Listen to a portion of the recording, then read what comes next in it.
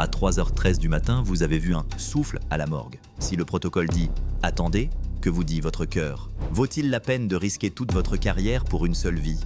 Restez avec nous jusqu'à la fin de l'histoire. La réponse est plus lourde et plus touchante que vous ne le pensez. 3h12 du matin. L'horloge de l'amphithéâtre est impitoyable. Le métal des tiroirs brille comme de la glace. Le sol sent le désinfectant et le silence. Diego Marquez respire lentement par le nez. Il a 28 ans et en est à sa 2e semaine seul de garde. Le masque appuie sur son visage. Les gants émettent un léger craquement lorsqu'il remonte le drap jusqu'à la poitrine de la femme.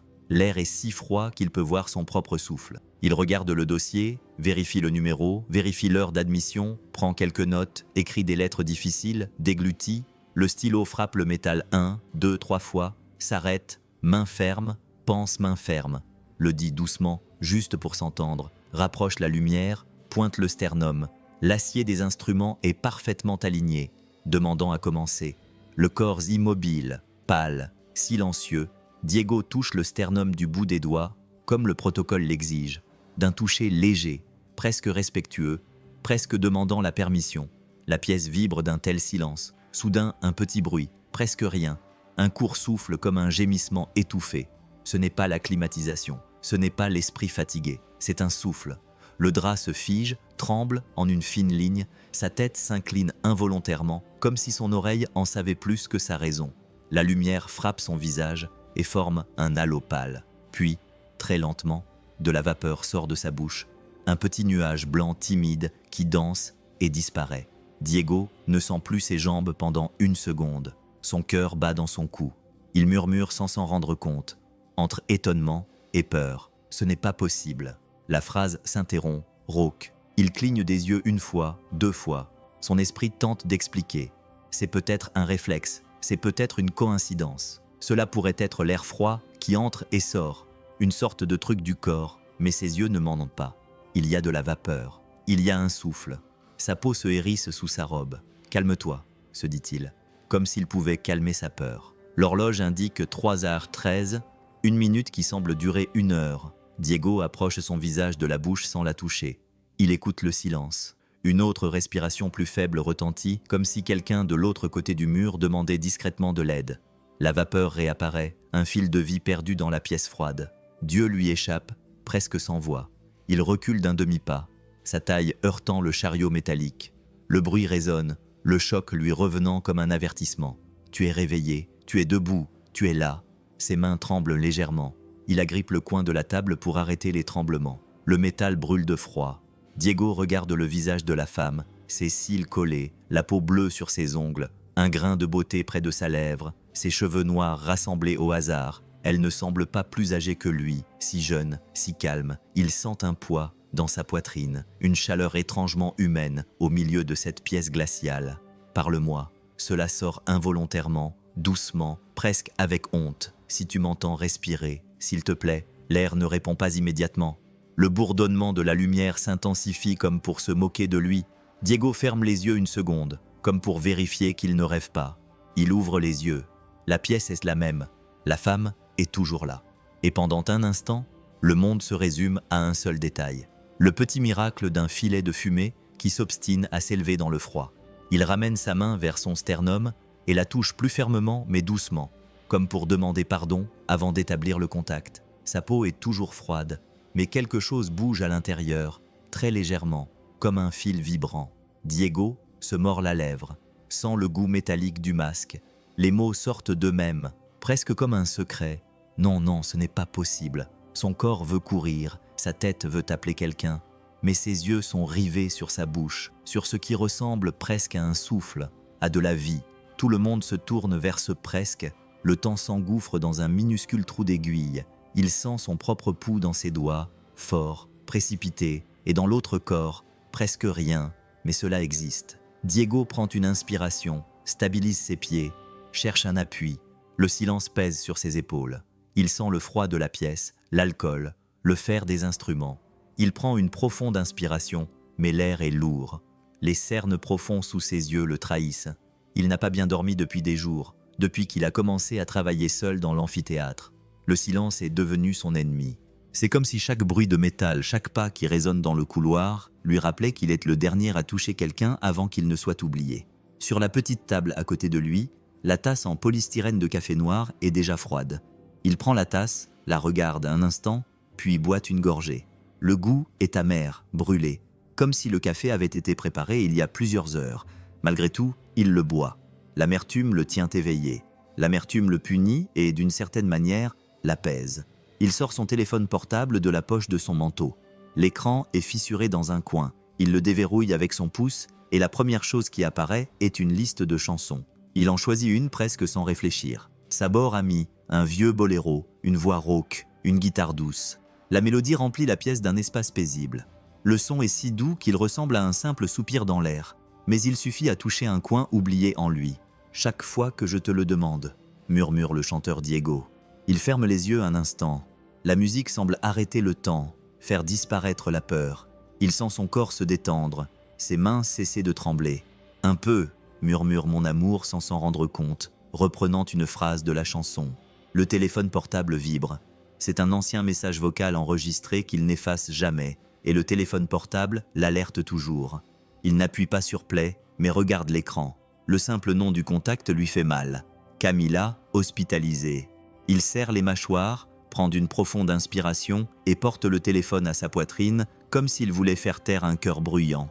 Le souvenir lui revient comme un flash. Une civière, un jeune corps, une main qui glisse de la sienne, le son du moniteur qui s'éteint, le cri étouffé d'une mère, et lui, immobile, ne sachant que faire, les mains tremblantes, le regard vide, une erreur, un instant, une vie.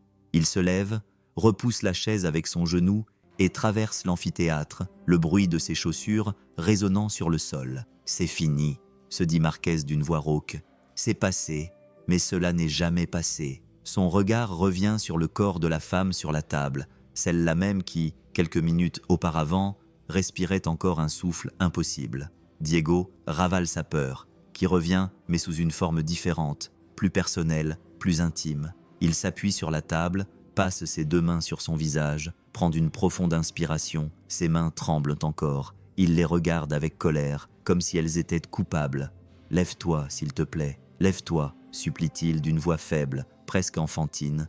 Ses mains ne s'arrêtent pas. Il regarde à nouveau son téléphone portable. La musique continue de jouer doucement, comme si le boléro comprenait tout ce qu'il ressent. Le rythme lent, la guitare douce, la voix pleine de douleur et d'amour à la fois. C'est une vieille chanson, une de celles qui semble prier. Diego appuie son épaule contre le mur froid et ferme les yeux. Le son l'enveloppe comme une étreinte dont il ne savait pas qu'il avait besoin. Pendant un instant, l'amphithéâtre semble moins froid. Il prend à nouveau une profonde inspiration. Et, pour la première fois ce matin-là, l'air remplit ses poumons. Pourquoi cette chanson lui fait-elle toujours cet effet? Pourquoi, parmi tant de sons, est-ce le boléro qui apaise ses mains, sa peur, son passé? Peut-être parce que le boléro dit ce qu'il ne peut pas dire. Peut-être parce que là, parmi les morts et les machines, la musique est le seul signe qu'il y a encore un homme vivant, avec un cœur qui bat, essayant de se pardonner. Diego ouvre lentement les yeux, le regard humide mais fixe, le café amer, le son doux, le souvenir cruel, tout cela réuni en lui, le tremblement continue mais plus légèrement. Et tandis que le boléro joue dans l'amphithéâtre vide, il s'autorise quelque chose d'étrange, respirer sans culpabilité, juste un instant. Diego prend une profonde inspiration, essayant de se calmer. L'horloge indique 3h25. L'air semble plus lourd, comme si le temps s'était arrêté dans cette pièce. Il regarde la femme. La lumière froide touche son visage et révèle de petits détails qu'il n'avait pas remarqués auparavant. La coupe délicate de ses sourcils, ses cheveux noirs collés à son visage, sa peau pâle au teint doux, presque comme celle d'un enfant. Il y a quelque chose de calme là, bien qu'il y ait aussi de la peur et du mystère. Diego regarde l'étiquette attachée à sa cheville. Le nom est écrit d'une écriture précipitée, mais il est lisible. Isabella Beltrán, 25 ans. Il le lit à haute voix sans s'en rendre compte. Isabella Beltrán. Le son du nom reste dans l'air comme s'il attendait une réponse. Il le répète plus doucement, Isabella.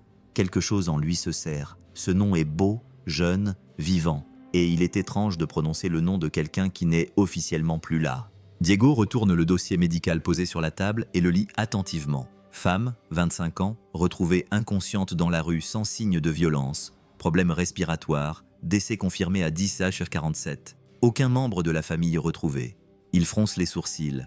Aucun membre de la famille. Il murmure que le rapport provient d'une autre équipe.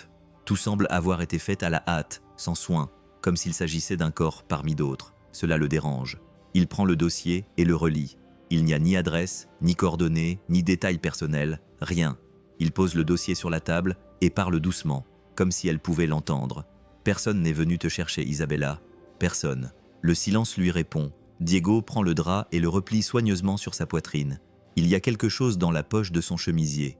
Il hésite un instant, puis y plonge la main et en retire un morceau de papier froissé. Le papier est humide sur les bords, comme si quelqu'un l'avait serré très fort. Il l'ouvre avec précaution. Les lettres sont tremblantes, écrites à la main à l'encre bleue. Il n'y a qu'une seule phrase. Trouver un médecin aux mains sûres. Diego reste immobile. Le bourdonnement de la lumière semble plus fort. Il relit lentement, comme si les mots pouvaient changer de sens. Trouver un médecin aux mains sûres. Ses doigts se refroidissent. Il regarde ses propres mains, et celles-ci, comme si elles voulaient dire quelque chose, se mettent à trembler légèrement. Il recule d'un pas, le cœur battant. « Ce n'est pas possible », murmure-t-il, presque sans voix. Le papier glisse de ses doigts et tombe sur le sol, roulant jusqu'à s'arrêter près de la roue de la civière. Diego se penche, le ramasse, le serre involontairement, prend une profonde inspiration. « Qui t'a écrit ça ?» murmure Diego en fixant son visage calme. « Comment as-tu su que c'était moi ?» Le silence est si pesant qu'il semble avoir une substance. Il s'assoit sur le tabouret métallique, le papier toujours à la main. Il passe son pouce sur les mots comme s'il voulait sentir ce qui se cache derrière l'encre, les mains tremblantes, les mêmes mots qu'il a toujours voulu cacher, la même faiblesse qui le poursuit depuis ce jour qu'il n'a jamais oublié. Il pose ses coudes sur ses genoux, tient sa tête entre ses mains, respire par petits coups, ferme les yeux de manière irrégulière. « Ce n'est pas une coïncidence », se dit-il à voix basse. « Ce n'est pas possible. » Il regarde à nouveau Isabella. La lumière froide fait briller une larme qu'il n'avait même pas remarquée. Il y a quelque chose d'étrange, d'impossible, presque spirituel dans ce moment, comme si ce papier n'était pas seulement un message, mais un appel. Diego passe le dos de sa main sur son visage, essayant de se calmer. Il met le papier dans la poche de son manteau, comme s'il gardait un secret, puis regarde à nouveau le rapport médical. Isabella Beltrán, 25 ans, sans famille, s'est évanouie dans la rue, si petite, si vide, comme si elle était sortie de nulle part. Et pourtant, il savait exactement qui chercher. Diego se lève et regarde à nouveau son visage, sa bouche légèrement ouverte, ses longs cils, la teinte bleue de ses ongles. Même si elle est immobile, il y a quelque chose de vivant en elle, quelque chose qui semble dire « Attends ». Il pose délicatement ses doigts sur le bord de la table. Le métal est froid, mais il ne retire pas sa main. « Isabella, qui t'a envoyé ici ?» demande-t-il d'une voix tremblante. « Et pourquoi moi ?» Le boléro continue de jouer doucement en arrière-plan, lointain. Diego reste silencieux, laissant le son remplir la pièce. Il n'a pas de réponse, seulement le froid, le papier froissé, le nom d'un inconnu et un sentiment étrange qui lui serre la poitrine sans raison. Le corps de la femme sur la table bouge légèrement, presque imperceptiblement, comme si un muscle s'était souvenu de la vie pendant une seconde. Il reste là, à regarder le corps, le cœur battant à tout rompre comme s'il avait entendu une explosion. Ses mains tremblent. Il s'approche lentement, craignant d'imaginer des choses. « Ce n'est pas possible », murmure-t-il d'une voix tremblante. Il pose 2 doigts sur son cou, à la recherche d'un pouls. Rien, mais sa poitrine bouge, un mouvement court, brusque mais réel, le bruit de l'air qui entre doucement. « Mon Dieu !» pense-t-il, choqué, incrédule. Elle respire. Diego court vers la porte et l'ouvre avec force. « Rosa, Rosa, venez vite !» Sa voix résonne dans les couloirs vides. Quelques secondes plus tard, une femme en blouse blanche se précipite. Rosa Jiménez, technicienne en autopsie depuis plus de 20 ans, cheveux gris, visage sérieux, regard fatigué mais toujours attentif. « Que se passe-t-il » demande Rosa en enfilant ses gants. Diego montre la table, incapable de cacher sa peur. « Elle respire », dit-il. « Regarde, elle respire. » Rosa s'approche lentement, observe, attend. Toute la pièce semble retenir son souffle, puis un faible bruit se fait entendre. Un soupir provenant de la bouche d'Isabella, un petit nuage de vapeur dans l'air froid. Rosa ouvre les yeux, surprise. Sainte Mère de Dieu. Diego se précipite, attrape le stéthoscope, le pose sur sa poitrine, l'oreille collée contre la partie métallique. « Il y a un bruit, dit-il, presque sans voix. Je ne sais pas si c'est son cœur, mais il y a un bruit. » Rosa recule d'un pas, essayant de comprendre l'impossible. Diego, fais attention. Ça pourrait être un réflexe ou des gaz provenant du corps, dit-elle. Mais sa voix tremble aussi. Attends, avant qu'elle ait fini, la porte de la morgue s'ouvre brusquement. Le bruit est fort et grave. Le docteur Alvarez, chef de service, apparaît dans l'embrasure de la porte, grande et ferme, avec le regard dur de ses médecins qui n'acceptent ni les erreurs ni les émotions. « Que se passe-t-il ici » demande-t-elle froidement en regardant la scène. Diego essaie de parler, mais n'y parvient pas. Sa respiration se mêle au battement bruyant de son cœur. « Docteur » avale-t-il.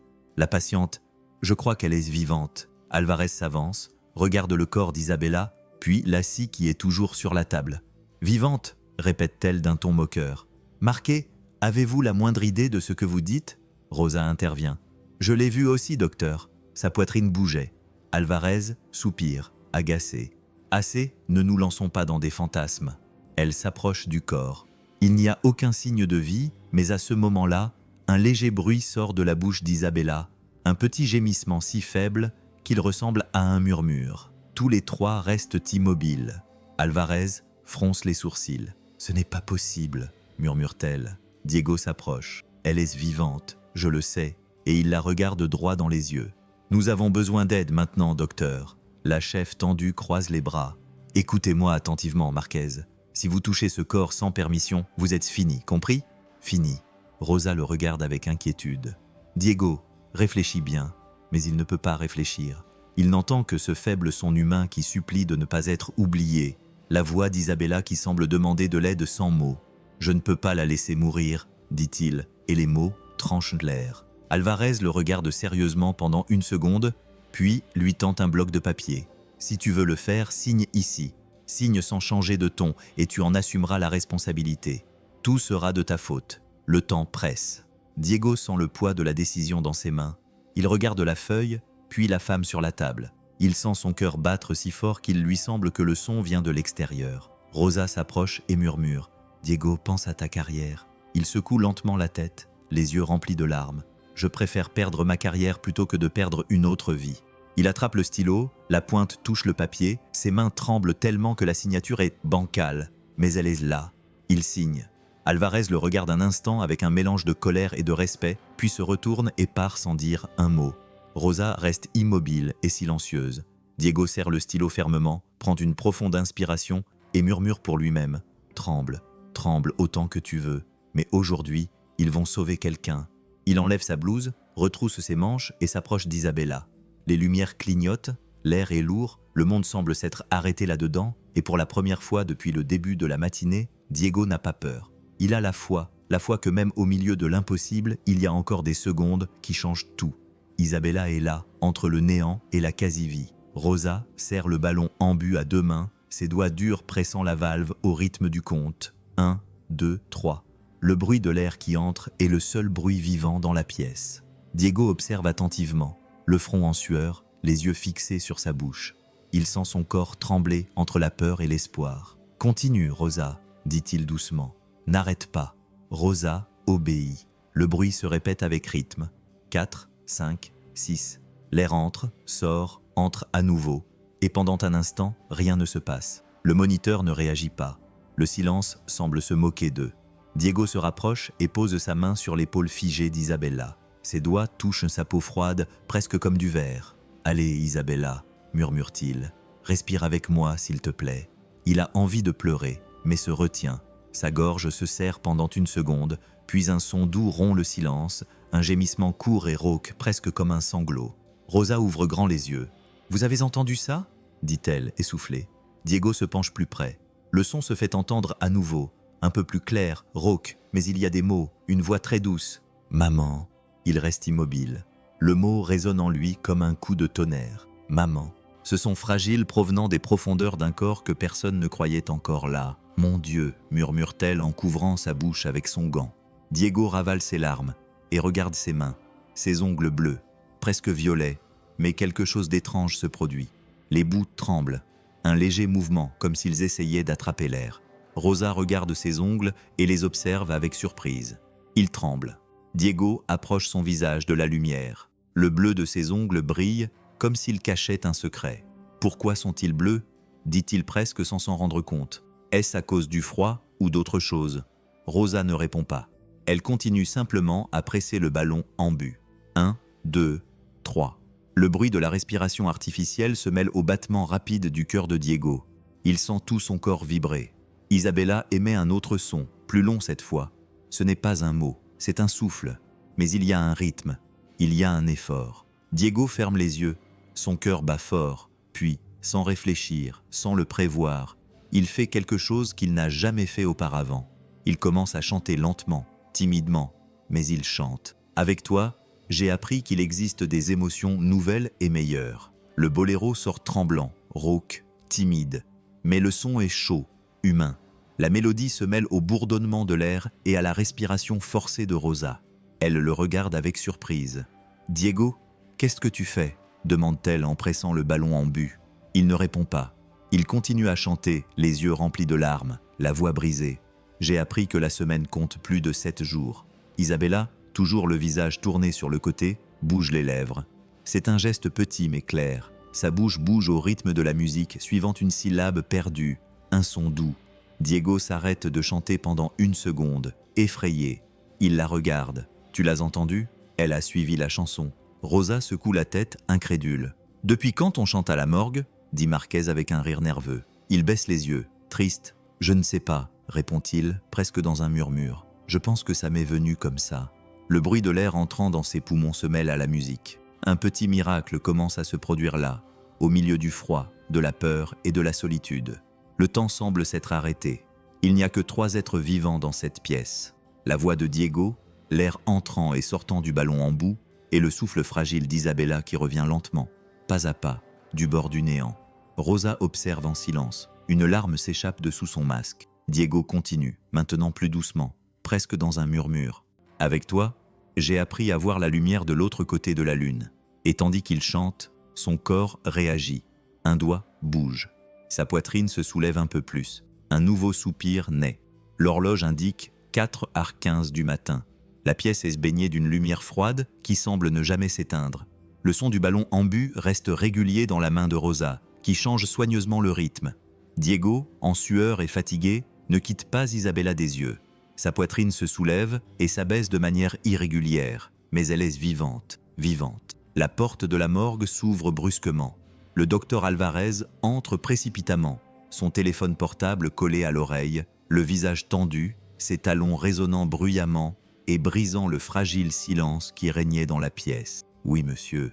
Je comprends, » dit-elle d'une voix maîtrisée, « mais nous ne pouvons rien confirmer tant que nous n'avons pas examiné l'ensemble du protocole. »« Oui, docteur. Je sais, je sais. » Elle raccroche et passe la main sur son front. Elle a le visage de quelqu'un qui porte tout l'hôpital sur ses épaules. Alvarez commence sans crier, mais avec fermeté. « Je viens de parler à la direction. Si ça tourne mal, si cette femme meurt entre vos mains, votre carrière s'arrête ce soir. Ils ont dit que vous auriez dû l'emmener immédiatement aux urgences et ne rien tenter ici. » La phrase reste en suspens, tranchante. Diego ne répond pas. Il continue à regarder Isabella. Son visage semble plus calme maintenant. L'air entre difficilement, mais il entre. Il y a de la vie.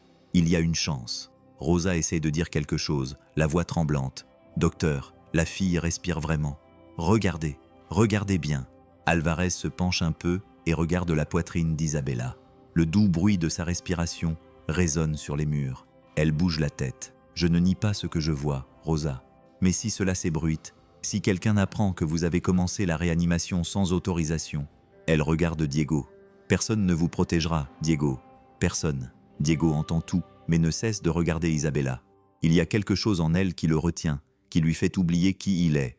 Il sent son cœur battre rapidement, non pas de peur, mais d'urgence. Il parle lentement, comme s'il se parlait à lui-même, et non aux autres. Personne ne meurt seul. Ici, le silence emplit la pièce. Rosa le regarde, ne sachant quoi dire. Alvarez soupire. Son regard sévère s'adoucit un instant.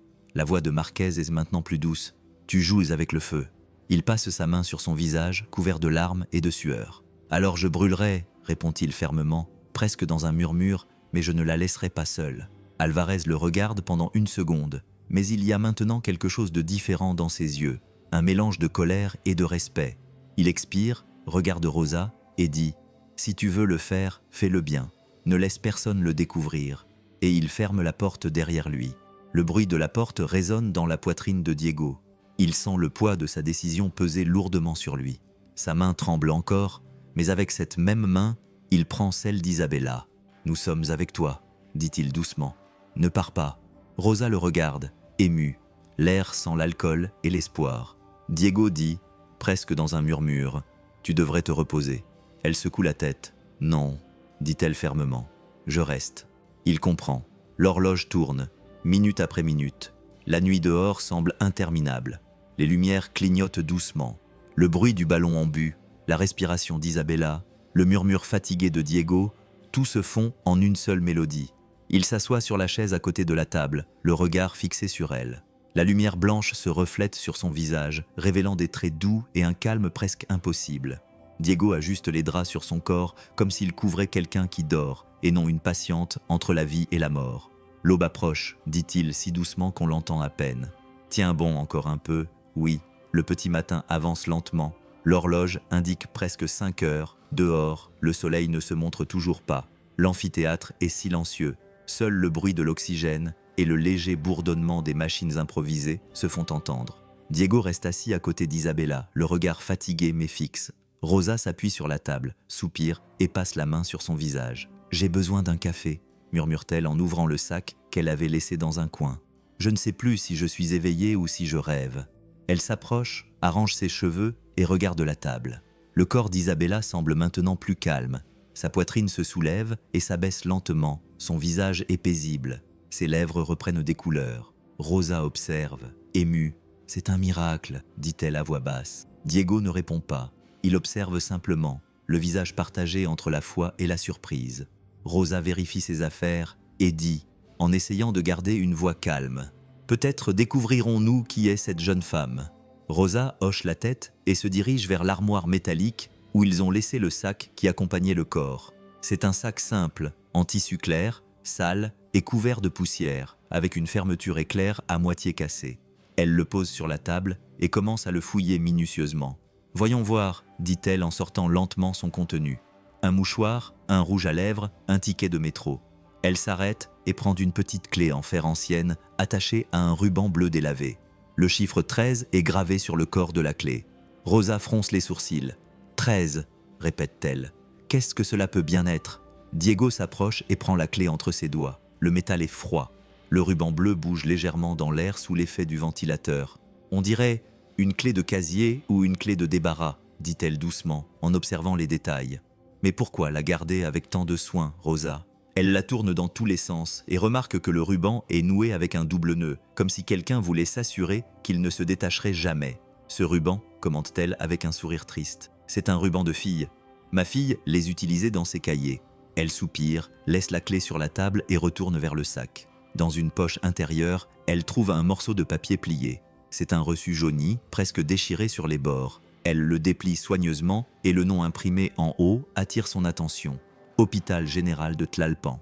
En dessous, le nom Elena Beltrán. Rosa reste immobile. Diego lui tend le papier et dit « Regarde, dans the map ». Elle le prend et le lit lentement, ligne par ligne. La date, il y a 3 semaines. Le montant, examen d'imagerie. Dans la section des commentaires, quelque chose est griffonné, presque illisible. La patiente a présenté des complications, lit-il à haute voix. Suivi recommandé. Il fronce les sourcils. Beltrán, le même nom de famille. Rosa ajoute que ce doit être sa mère. Le silence revient, un silence pesant. Diego regarde le papier pendant quelques secondes. Le nom Elena Beltrán lui trotte dans la tête. Puis il dit lentement « Sa mère a été admise ici, dans cet hôpital. » Rosa acquiesce. Il y a 3 semaines. Et la fille regarde la table. Elle a été retrouvée inconsciente dans la rue, seule. Le bruit de l'oxygène remplit à nouveau l'espace. Diego passe sa main sur son front, pensif. La clé bleue sur la table reflète la lumière blanche, émettant un petit éclat sur le métal. « 13 », murmure-t-il. « Quel est le rapport avec l'hôpital ?» Rosa croise les bras, observant l'objet. Cela pourrait être n'importe quoi. Un casier, une valise. Mais quelle coïncidence. Il prend le reçu. La mère à l'hôpital, le numéro 13 sur la clé, et toutes deux avec le même nom de famille. Diego reste silencieux. Il reprend la clé et passe son pouce sur le numéro gravé. Il ressent un frisson. Peut-être que cette clé est la réponse, dit-il presque dans un murmure, ou peut-être une autre question. Rosa lui adresse un sourire fatigué et continue de penser que c'est une coïncidence. Il ne répond pas, se contente de mettre la clé dans sa poche à côté du bout de papier froissé qu'il a trouvé plus tôt. Le ruban bleu reste à l'extérieur, bougeant légèrement comme s'il était vivant.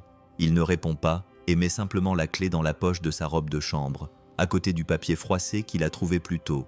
Le ruban bleu reste à l'extérieur, bougeant légèrement comme s'il avait une vie propre. Pendant un instant, Diego regarde Isabella.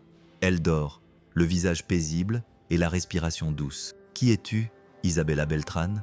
murmure-t-il à voix basse, sans attendre de réponse. Rosa l'observe et soupire. Cette histoire a encore beaucoup à révéler.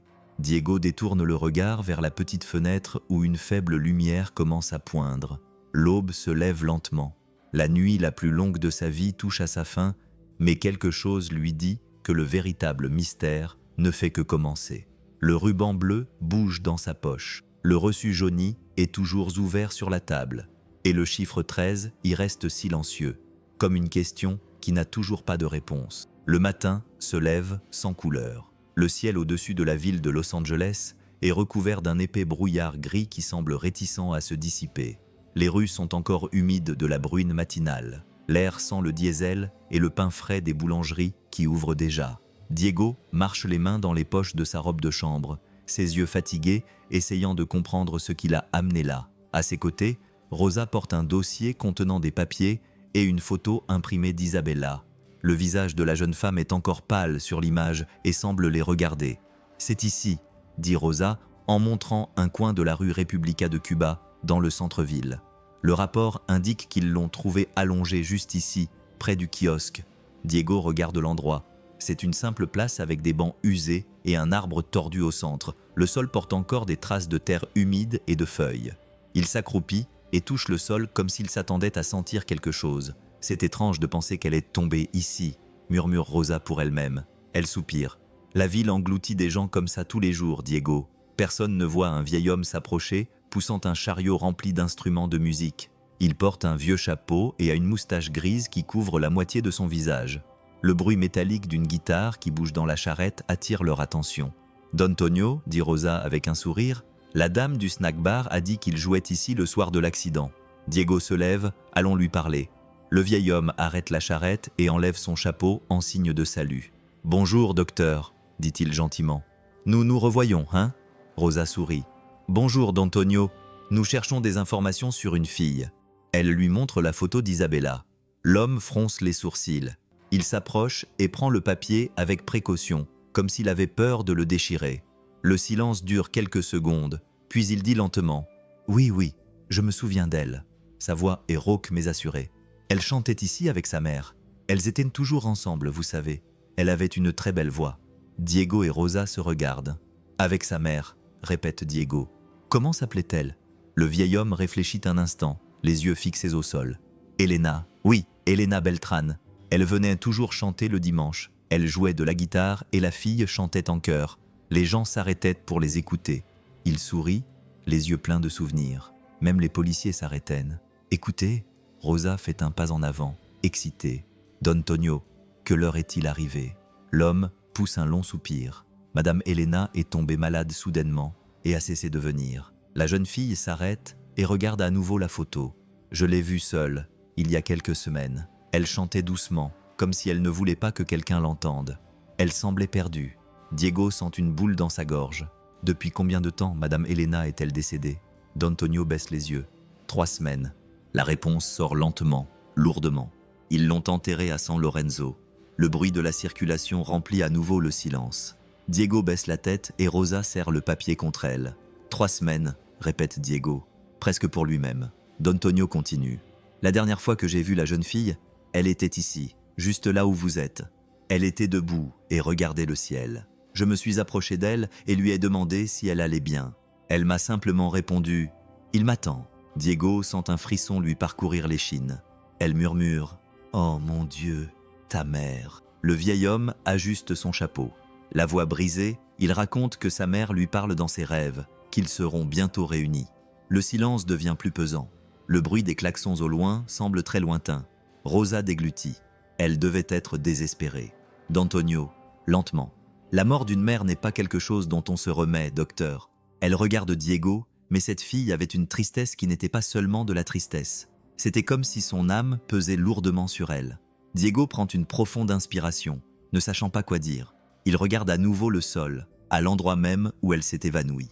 Ce bout de trottoir lui semble désormais sacré. « Merci, d'Antonio, dit Rosa doucement. « Merci de nous avoir raconté cela. » Le vieil homme sourit tristement, ramasse sa guitare et pousse à nouveau son chariot, puis s'éloigne lentement, disparaissant dans le brouillard. Diego reste immobile, le regard perdu dans le vide. Sa mère est morte il y a 3 semaines, répète-t-il pensivement. Rosa l'observe sérieusement. Le vent froid souffle, faisant bouger le papier avec la photo d'Isabella. Rosa l'attrape avant qu'il ne s'envole. Le brouillard commence à se dissiper peu à peu, révélant un soleil pâle et timide qui tente de vaincre la grisaille du matin. Il reste là quelques secondes sans rien dire. On entend au loin le son d'une guitare dans la rue, peut-être d'Antonio qui joue à nouveau. Diego, les yeux fixés au sol, sent quelque chose grandir en lui, un mélange de culpabilité, de curiosité et d'un étrange sentiment de destin. Il serre la poche de sa robe où repose la petite clé avec le ruban bleu. Le ruban bouge avec le vent et pendant un instant, il est sûr qu'il y a quelque chose qui relie tout cela, mais il ne sait pas encore exactement quoi. La journée commence pour de bon, mais à l'hôpital, l'air est lourd et dense, comme si chaque couloir recelait un secret. Diego entre par la porte latérale de la morgue, sa blouse froissée et les yeux enfoncés. Rosa le suit de près avec le dossier contenant les dossiers médicaux. Ils marchent en silence jusqu'à ce que la sonnerie d'un téléphone vienne rompre le calme. « Il n'arrête pas d'appeler », dit Rosa nerveusement, en rangeant les papiers qu'elle tient dans ses mains. Quelqu'un a divulgué l'histoire avant qu'elle ne soit terminée. La porte s'ouvre brusquement. Le docteur Alvarez est là, le visage grave, son téléphone portable à la main et une pile de rapports sous le bras. « Marquez, venez dans mon bureau immédiatement », dit-elle froidement, ne laissant aucune place à la discussion. Diego prend une profonde inspiration, regarde Rosa et la suit sans dire un mot. Le couloir semble plus long que d'habitude.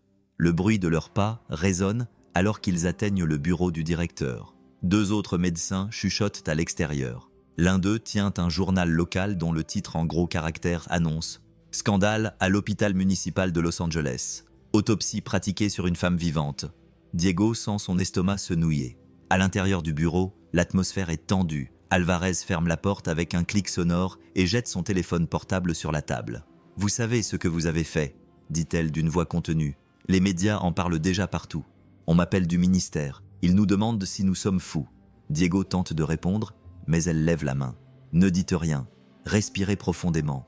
Si la fille meurt, non seulement vous perdrez votre carrière, mais cet hôpital sera marqué à jamais. » Rosa, qui se tient près de la porte, tente de prendre la parole. « Docteur, la fille respire maintenant par elle-même. Diego n'a rien inventé. » Alvarez les fixe du regard. « Avez-vous des preuves?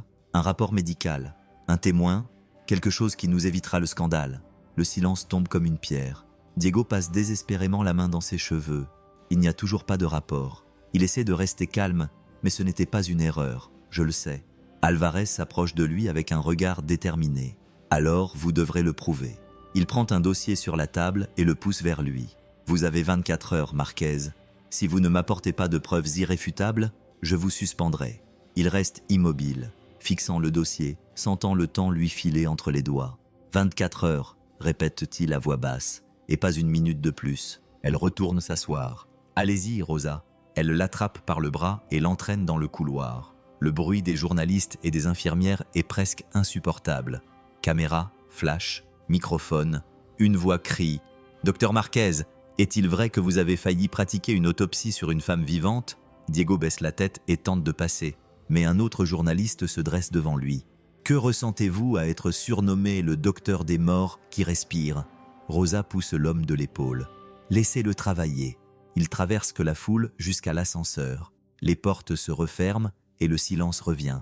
Diego s'appuie contre le mur, épuisé. « Rosa, ça va me détruire. » Elle le regarde calmement et sa voix est douce, presque comme celle d'une mère. « Non, Diego, tu as fait ce qu'il fallait. Maintenant, il faut juste le prouver. » L'ascenseur s'arrête. Ils retournent à la morgue. La lumière froide habituelle, l'odeur d'alcool, le bruit lointain de l'hôpital. Isabella est toujours sur la civière, entourée du matériel qu'ils ont apporté rapidement, maintenant recouverte d'un drap propre. Sa respiration est douce, presque imperceptible, mais elle est là.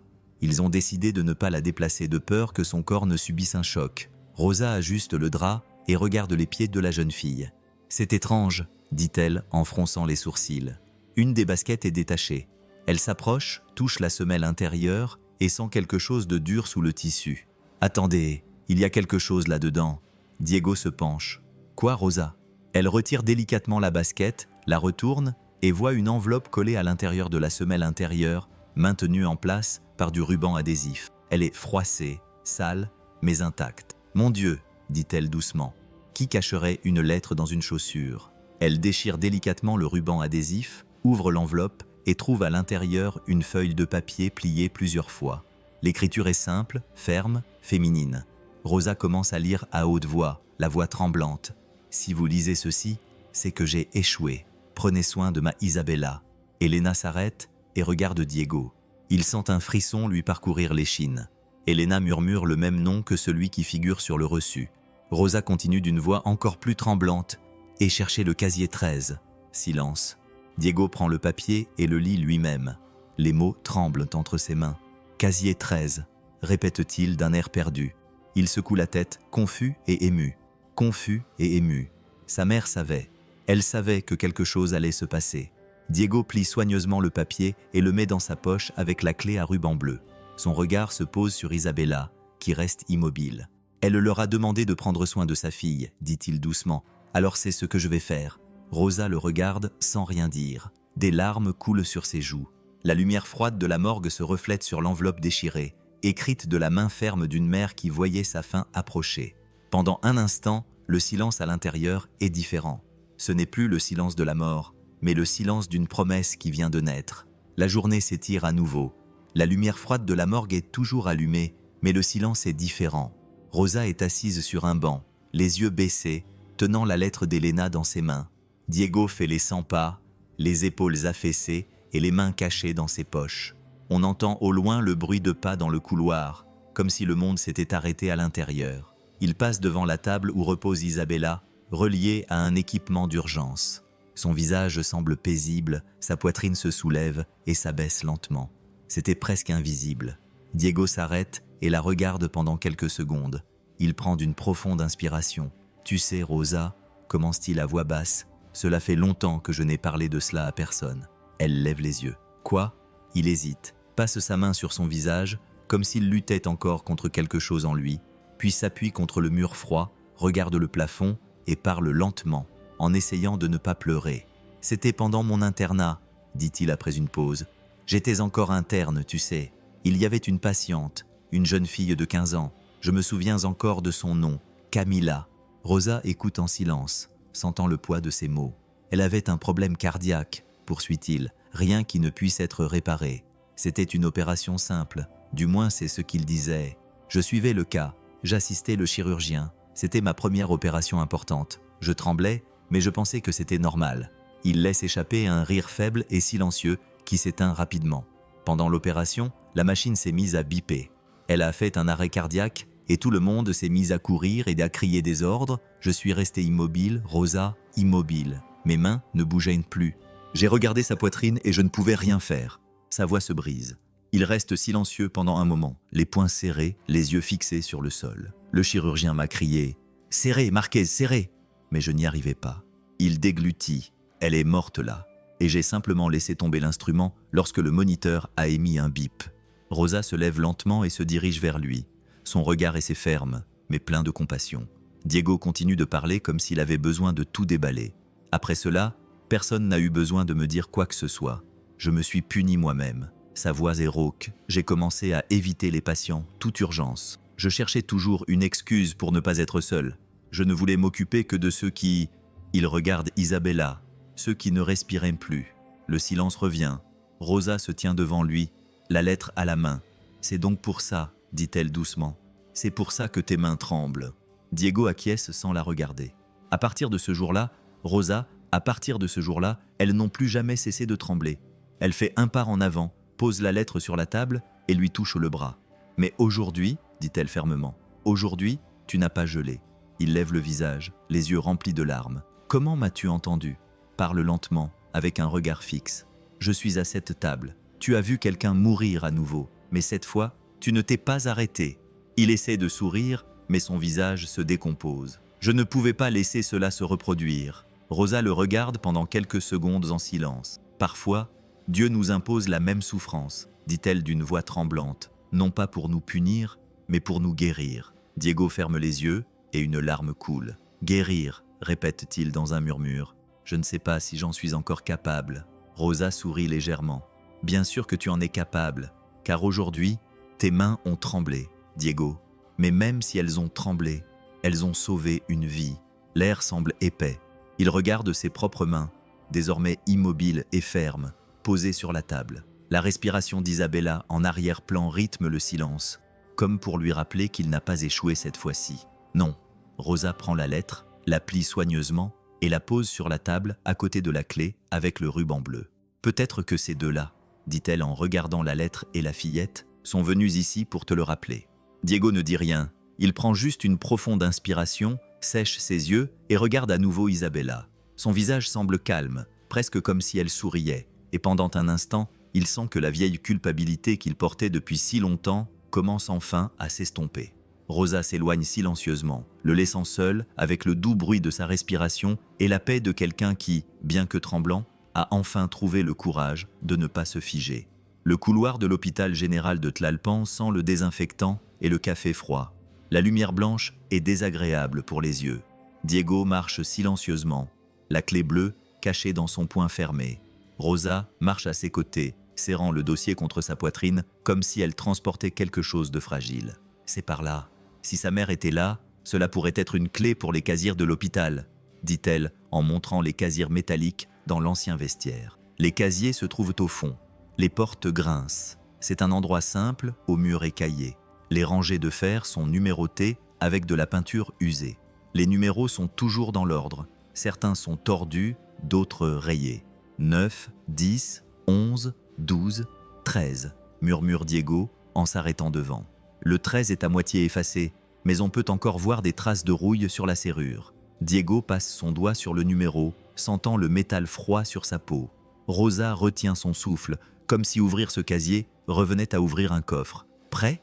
demande-t-elle, presque sans voix. « Je ne sais pas », répond-il avec un sourire fatigué. « Mais allons-y. » La clé tourne avec un clic sec, la serrure s'ouvre. Diego ouvre lentement la porte.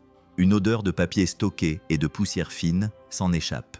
Au fond, il y a une petite boîte à chaussures, un chiffon plié, et, sur le chiffon, un vieux téléphone portable avec un boîtier cassé et une paire d'écouteurs soigneusement enroulés et attachés avec un simple nœud. Au-dessus de tout cela, il y a un mot rose. Elle prend d'abord le papier. L'écriture est ferme, inclinée, féminine. Elle le lit et sa voix se brise au début. Pour Isabella et le jeune médecin qui chante des boléros. Le mot tremble entre ses mains. Diego reste immobile, les yeux fixés sur les mots, la gorge sèche. Le jeune médecin qui chante des boléros répète doucement, sans comprendre comment il savait. Le silence dans la loge semble plus lourd. Rosa le regarde, surprise et émue. « Diego, qui d'autre sait que tu chantes ?» demande-t-elle doucement. Personne ne répond, lui, sans quitter le mot des yeux. « Je ne l'ai jamais dit ici. » Il passe son pouce sur la phrase comme s'il pouvait sentir la voix de la personne qui l'a écrite. Sa poitrine lui fait mal. L'image revient. La chambre froide. Isabella entre la vie et le néant. Et lui qui chante. Il déglutit. Il ouvre son téléphone portable. « Rosa, » dit-il en rendant le papier. « Il doit y avoir quelque chose pour nous. » Diego attrape le vieil appareil lourd. Il le serre comme quelqu'un qui attrape la main de quelqu'un d'autre. Il appuie sur le bouton. L'écran s'allume lentement d'une lumière tamisée, sans mot de passe, juste un fond simple et une photo de deux femmes qui s'embrassent et sourient. L'une plus âgée avec les cheveux attachés, l'autre jeune avec la même bouche qu'Isabella, le même regard doux, mère et fille, Elena et Isabella, dit Rosa avec précaution.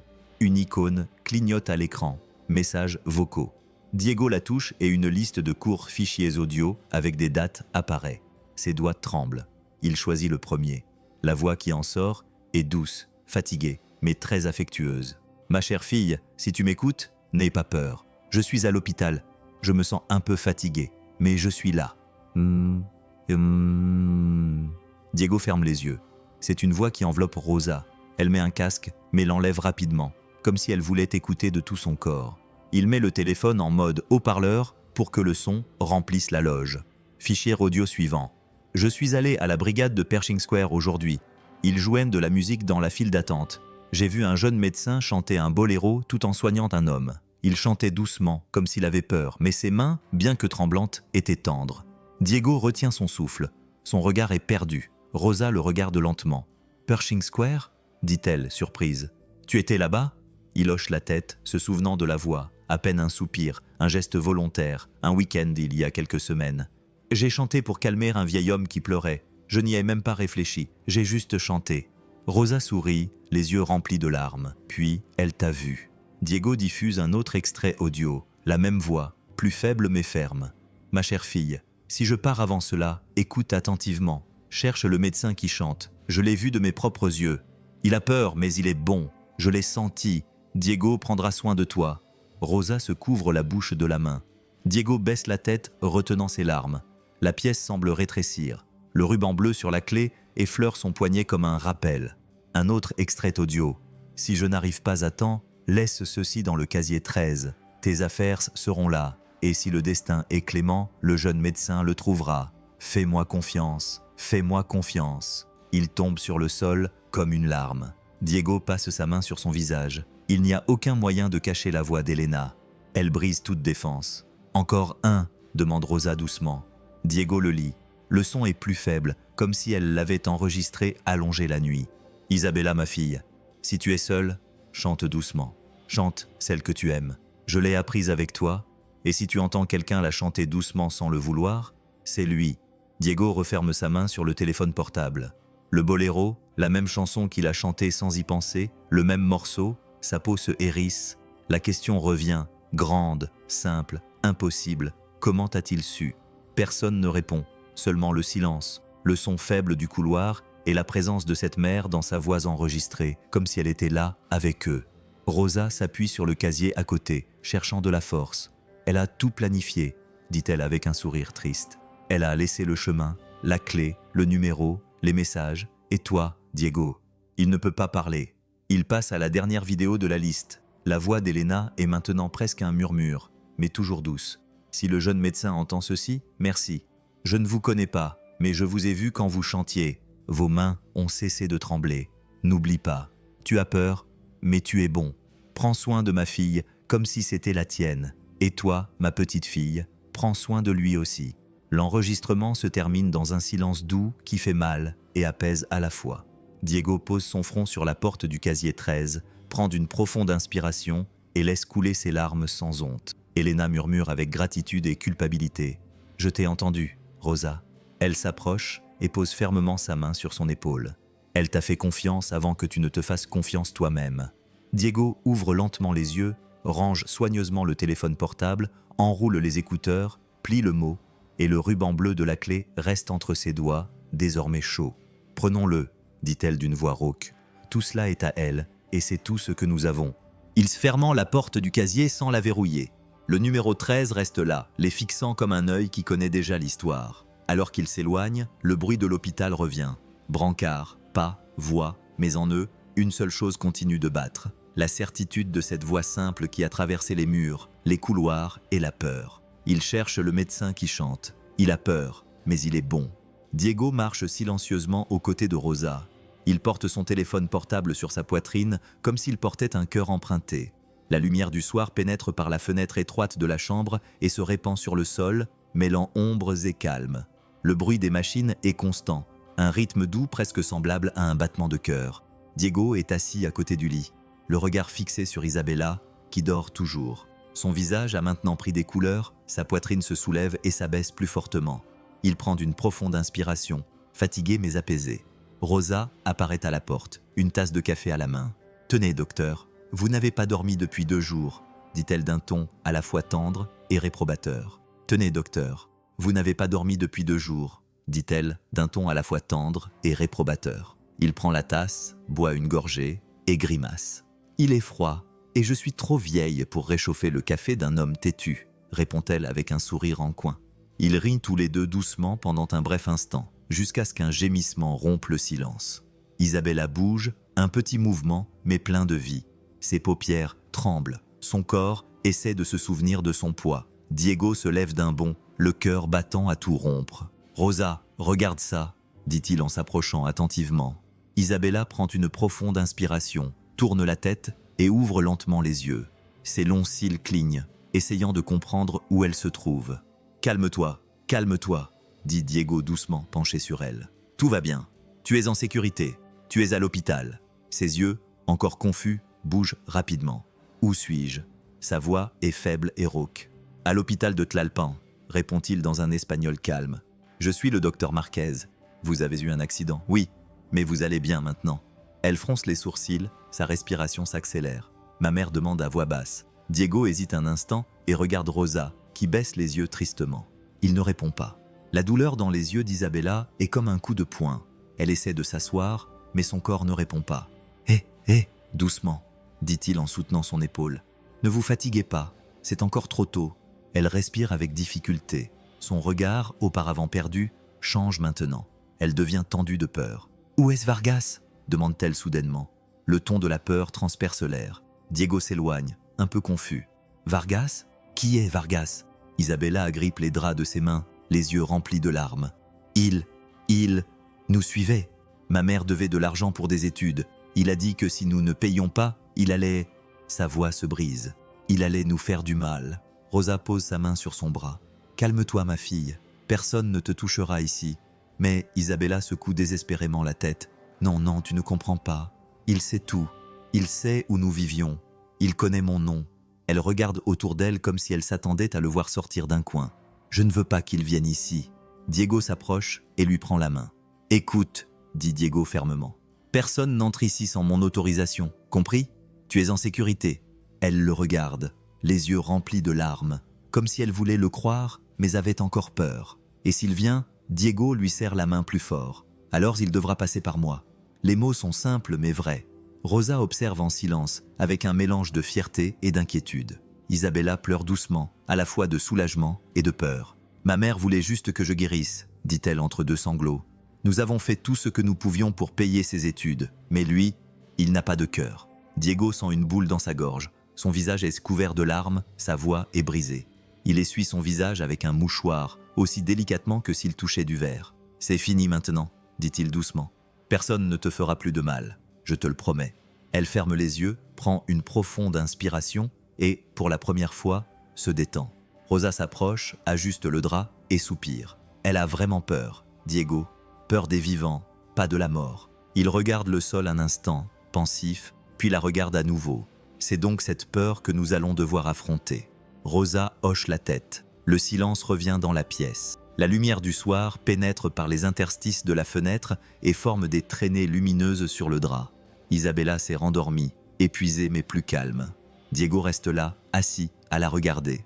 Il ressent le poids de tout cela, de l'histoire, des coïncidences, de la promesse qu'il a faite sans s'en rendre compte. Et en la regardant, il dit à voix basse, comme s'il se parlait à lui-même. « Tu es en sécurité ici, je te le jure. » Sa voix tremble un peu, mais elle est ferme. Et dans cette simple promesse prononcée au milieu du silence, il y a quelque chose qui change l'atmosphère, comme si la pièce, auparavant froide, respirait avec eux.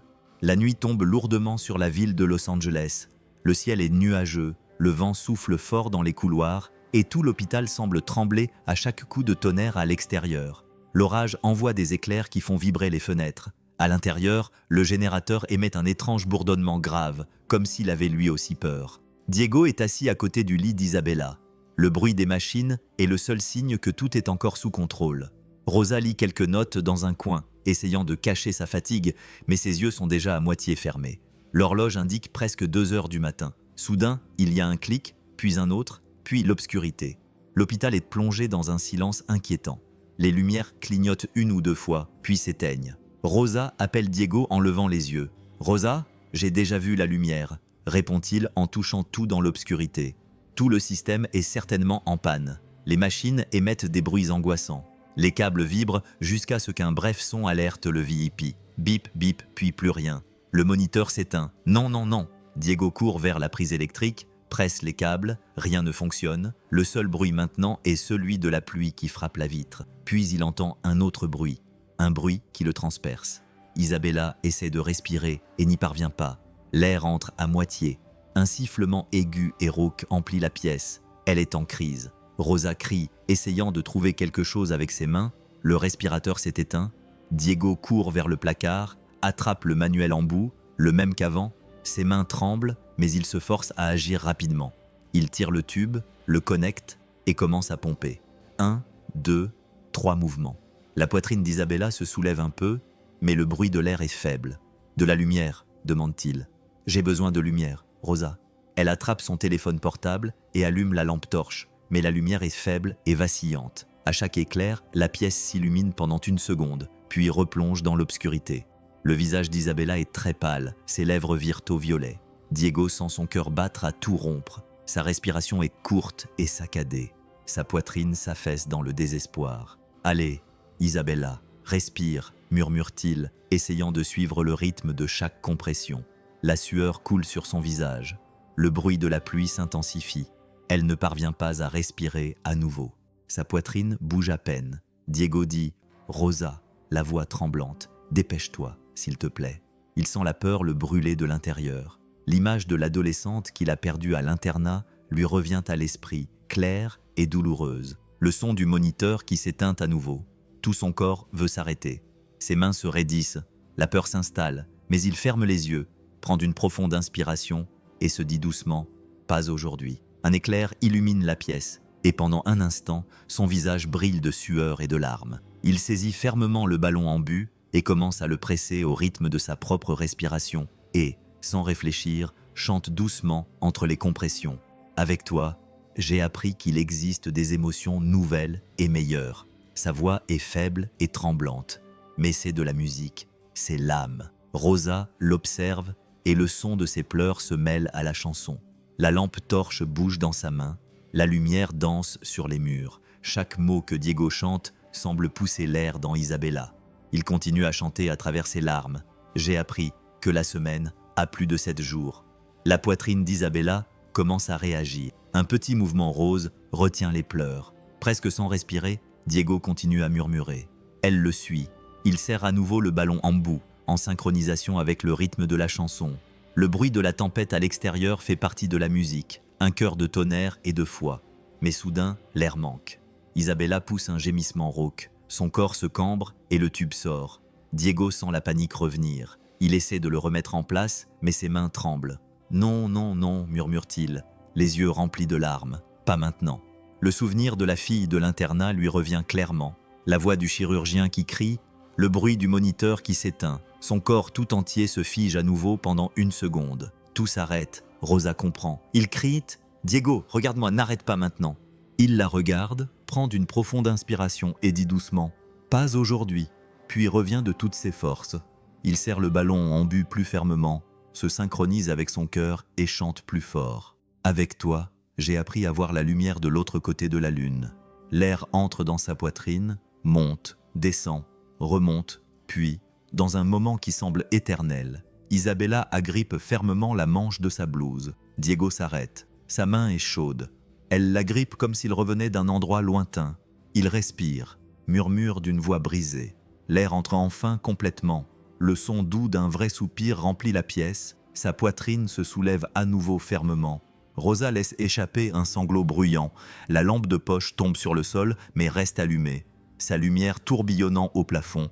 Diego attrape la main d'Isabella, pose son front sur le sien, pleurant silencieusement. Sa respiration revient à la normale. Le bruit de la tempête à l'extérieur commence à s'atténuer. Rosa s'approche et s'essuie le visage avec le dos de la main et parle d'une voix tremblante. Diego prend une profonde inspiration, les yeux remplis de larmes, et laisse échapper un petit rire mêlé de sanglots.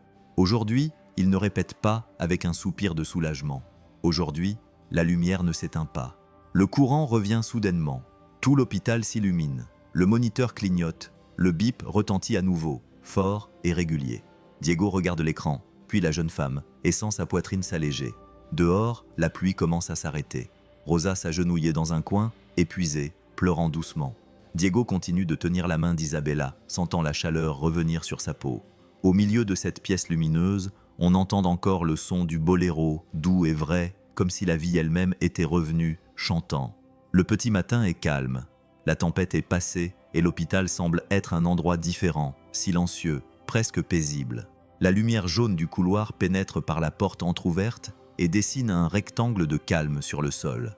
La pluie n'est plus qu'un murmure à l'extérieur. Diego est assis à côté du lit, le corps fatigué, les mains jointes sur les genoux. Sa chemise est froissée, son visage porte de profondes cernes sous les yeux, mais son regard est celui de quelqu'un qui a vu quelque chose qu'il n'oubliera jamais. Devant lui, Isabella dort, respirant profondément, calmement, le visage paisible, comme si le monde extérieur s'était arrêté. Rosa, qui a passé la nuit là, dort maintenant, adossée dans le fauteuil, recouverte d'un manteau. Le doux bruit de sa respiration est le seul mouvement, à part le léger bip du moniteur. Diego se lève lentement, prend un verre d'eau, revient et se rassied. Le bruit du plastique contre le métal de la table rompt le silence. Il soupire. Le poids de la nuit pèse encore sur son corps. Ses mains lui font mal. Sa gorge est sèche, son cœur fatigué mais vivant. Un petit mouvement attire son attention. Isabella tourne lentement la tête et ouvre les yeux. Son premier regard est confus et endormi. Le second est celui de quelqu'un qui se réveille d'un sommeil très profond. « Bonjour !» dit Diego avec un léger sourire, comme s'il avait peur de l'effrayer. « Tout va bien ?» Elle cligne des yeux, le regard toujours perdu. « Où suis-je » Sa voix est faible et rauque, comme si chaque mot lui coûtait un effort. « À l'hôpital » répond-il calmement. « Tu es en sécurité ici. Tu es sûr ?» Elle essaie de bouger, mais il lui tient doucement l'épaule. « Ne te fatigue pas. Vous avez traversé une épreuve difficile. » Le silence revient pendant quelques secondes. Isabella regarde autour d'elle. Son regard se pose sur son visage. Ses yeux brillent et il y a quelque chose dans son regard, peut-être de la reconnaissance ou simplement de la gratitude qu'elle ne comprend pas encore. « Vous, dit-elle doucement, vous m'avez aidé, n'est-ce pas ?» Diego esquisse un petit sourire timide. « Nous avons fait ce que nous pouvions. » Elle prend une profonde inspiration et des larmes commencent à couler. Pourquoi parle-t-elle par saccades, la voix tremblante? Pourquoi ne m'as-tu pas laissé partir? La question reste en suspens. Diego reste silencieux. Il baisse les yeux, puis la regarde à nouveau. Il ne se presse pas de répondre. Il prend une profonde inspiration, passe la main sur son visage et finit par parler. Sa voix vacille au début. Il s'éclaircit la gorge et continue. Parce qu'une fois, quelqu'un m'a glissé des mains. Elle le regarde intensément sans tout comprendre, mais sentant le poids de ses mots, il essaie de continuer. Je suis resté immobile, je ne pouvais rien faire, et elle est partie. Depuis, tout ce que je fais, c'est essayer de m'assurer que personne ne parte comme ça. Il rit un peu sans joie. Mais quand je t'ai vue allongée là, froide, j'ai senti que ce n'était pas juste un autre corps. Je ne sais pas comment l'expliquer. Isabella, c'était comme si Dieu m'avait mis là pour te voir respirer, pour te voir revenir, dit-il d'une voix tremblante, les mains crispées, essayant de se contrôler. « Tu m'as sauvé, » murmure-t-elle. Cela peut sembler fou, mais c'est ce qui s'est passé. Isabella le regarde et ses yeux se remplissent de larmes. Ses mains fragiles cherchent que les siennes. Diego hésite un peu, mais la laisse le prendre. Le contact est chaud, vivant. Je ne me souviens pas de tout, murmure-t-elle. Mais je me souviens d'une voix. Quelqu'un chantait une chanson. Diego sourit, les yeux remplis de larmes. Alors tu l'as entendu, dit-elle d'une voix légèrement tremblante. Je l'ai entendu et je l'ai suivi. Je pensais que c'était ma mère. Non, mais serre ma main. C'était toi. Diego a la gorge serrée. Il ne répond pas. Il baisse simplement les yeux et laisse couler ses larmes. Il n'essaie pas de les cacher. Isabella relève légèrement la tête, encore faible. « Merci de m'avoir ramené », dit-elle doucement. Il ne répond pas, incapable de retenir ses larmes. « Tu m'as ramené à moi-même ». Le silence qui suit est le plus beau de tous. Il n'y a pas de précipitation, pas de peur, seulement le bruit de l'air qui entre et sort, le bip constant, et deux cœurs qui se reconnaissent dans la douleur et le soulagement. Rosa se réveille, voit la scène et reste silencieuse, ne voulant pas interrompre. La pièce est baignée d'une lumière douce, presque dorée. Dehors, le ciel commence à s'éclaircir.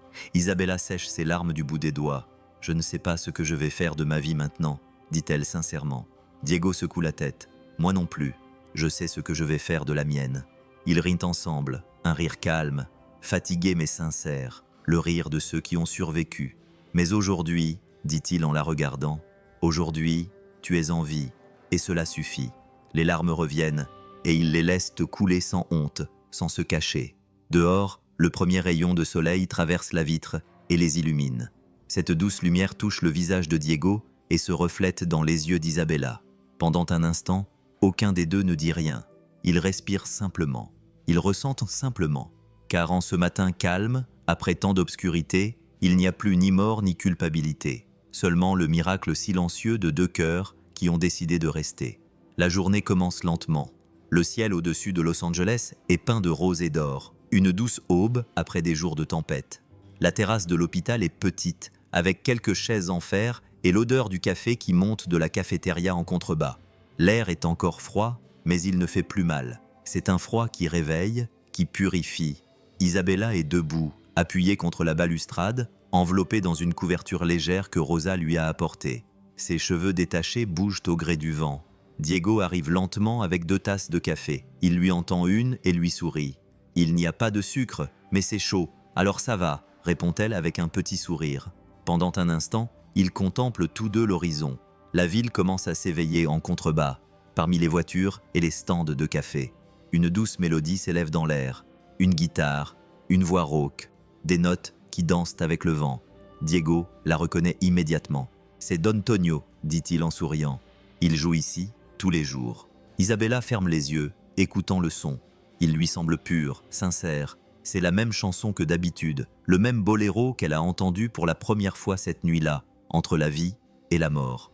Elle sort son téléphone portable, les vieux écouteurs qui se trouvaient dans le casier, enroule soigneusement les câbles et en met un dans son oreille. Elle met l'autre dans l'oreille de Diego.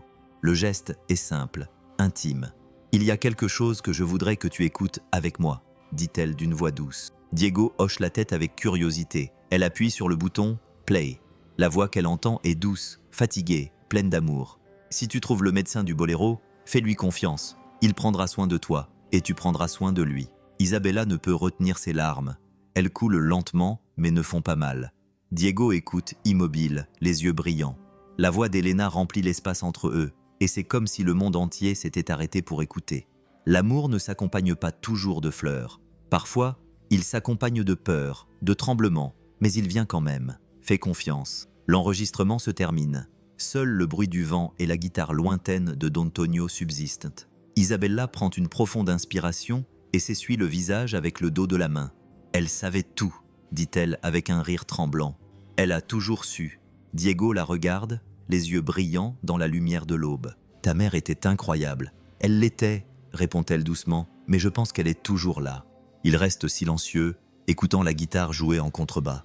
Le soleil se lève lentement, peignant leur visage d'or. Isabella pose sa tête sur l'épaule de Diego comme si c'était la chose la plus naturelle au monde. Il hésite une seconde, puis passe son bras autour d'elle. « Je t'ai promis, » dit-il, presque dans un murmure. « J'ai promis que tu serais en sécurité, et je promets de ne pas te quitter, à moins que tu ne le souhaites, bien sûr. » Isabella tourne lentement son visage et le regarde, les yeux brillants comme s'il renfermait un vieux souvenir. « Je le souhaite, » dit-elle, marquant une brève pause, doucement. « C'est étrange, mais j'ai l'impression de te connaître depuis toujours. » Diego sourit paisiblement, le premier vrai sourire depuis longtemps. « Peut-être nous connaissions-nous auparavant, » dit-il légèrement. « Ou peut-être que la vie voulait simplement réunir 2 pièces qui étaient éparpillées. » Elle rit, reposant sa tête sur son épaule.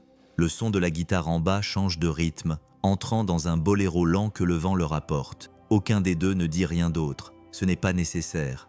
Il y a quelque chose de plus grand là, entre le café froid, le soleil levant et le bruit lointain de la ville. Diego lui prend fermement la main, leurs doigts s'entrelacent, et le silence qui suit est magnifique, rempli d'un silence bienfaisant qui n'a pas besoin d'explication.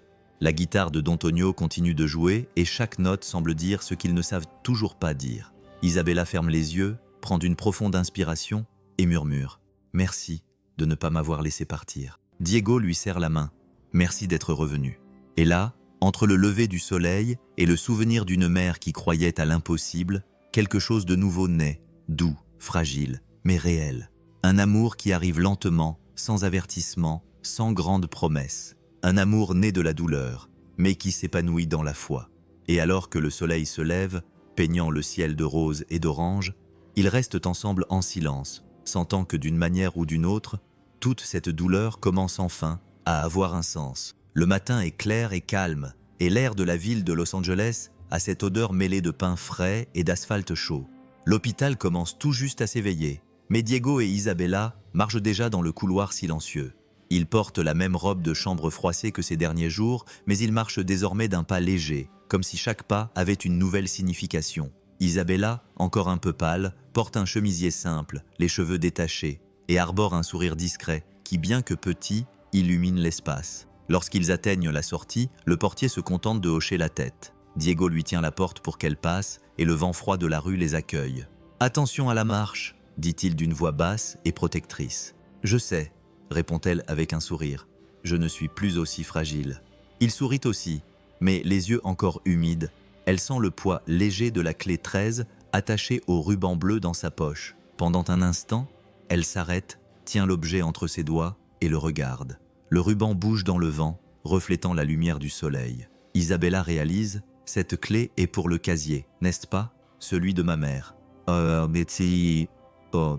Diego hoche la tête. Oui. Il prend une profonde inspiration, la voix tremblante. Et maintenant, elle doit rester avec toi. Il tend la main. Isabella la regarde pendant quelques secondes sans la prendre. « Tu es sûre ?»« Oui, » dit-il lentement en la regardant dans les yeux. Parce que cette clé a déjà fait ce qu'elle avait à faire. Elle a ouvert ce qui était fermé. « Ici, » dit-il en touchant doucement sa poitrine. « Maintenant, c'est à toi de la garder. » Isabella prend la clé avec précaution, comme s'il s'agissait d'un être vivant. Elle la tient entre ses doigts, regarde le ruban bleu et sourit. « Ma mère t'aurait aimé, tu sais. » Diego baisse les yeux et ravale la boule qu'il a dans la gorge. « Je pense qu'elle l'aimait déjà. » Il marche lentement dans les rues jusqu'à atteindre la place où Elena avait l'habitude de chanter, le même endroit que Don Tonio lui avait montré, le même sol où Isabella s'était évanouie. Maintenant, le soleil illumine doucement tout. Il y a des enfants qui jouent, un homme qui vend des fleurs et, au coin, une vieille guitare appuyée contre un banc. Don Tonio est là, comme toujours, jouant un boléro. Quand il les voit, il se contente de hocher la tête respectueusement, sans rien dire. Il sait que ce moment n'a pas besoin de mots. Diego et Isabella s'assoient sur le banc en bois et restent silencieux pendant un moment. Le son de la guitare et le chant doux remplissent l'air. Isabella sort de sa poche le ruban bleu supplémentaire, le même qui était attaché à la clé quand ils l'ont trouvé. « Je veux le laisser ici », dit-elle en regardant le banc. C'était son endroit préféré. Diego l'aide à attacher le ruban au bras du banc d'un geste ferme et gracieux. Le vent souffle et fait bouger le ruban légèrement, librement. Isabella observe le mouvement pendant un moment. « Tu sais, c'est étrange, » dit-elle sans quitter le ruban des yeux. « Je devrais être triste, mais je ne le suis pas. J'ai l'impression qu'elle va bien. » Diego sourit légèrement, le regard plein de tendresse. « Je pense qu'elle va bien. » Il marque une pause. « Et toi aussi, tu vas aller bien. » Elle se tourne vers lui. « Et toi ?» Il soupire. « Je vais rester silencieux un instant. Je pense que je commence à aller bien moi aussi. » Ils se regardent. Il y a quelque chose de profond dans ce regard, une reconnaissance silencieuse, une paix qui vient après beaucoup de souffrance. Le son de la guitare continue, et Diego parle presque dans un murmure. « Tu sais, Isabella, nous passons notre vie à ouvrir des corps, à essayer de comprendre ce qui est arrivé aux autres. Mais parfois, ce que nous découvrons, c'est que c'est nous qui étions morts à l'intérieur. » Isabella sent les larmes couler, mais elles sont douces et belles. Elle pose sa tête sur son épaule sans crainte. Puis elle dit d'une voix légère, « C'est bien que nous nous soyons trouvés à temps. » « Non !» Diego sourit, ferme les yeux un instant et lui prend la main. Comme c'est merveilleux que le soleil soit maintenant plus fort et que le ruban bleu danse dans le vent. Don Tonio joue le dernier accord du boléro et, sans les regarder, commence à ranger sa guitare. Diego et Isabella restent là en silence, les yeux fermés, profitant de la chaleur du matin. Ils n'ont pas besoin de parler.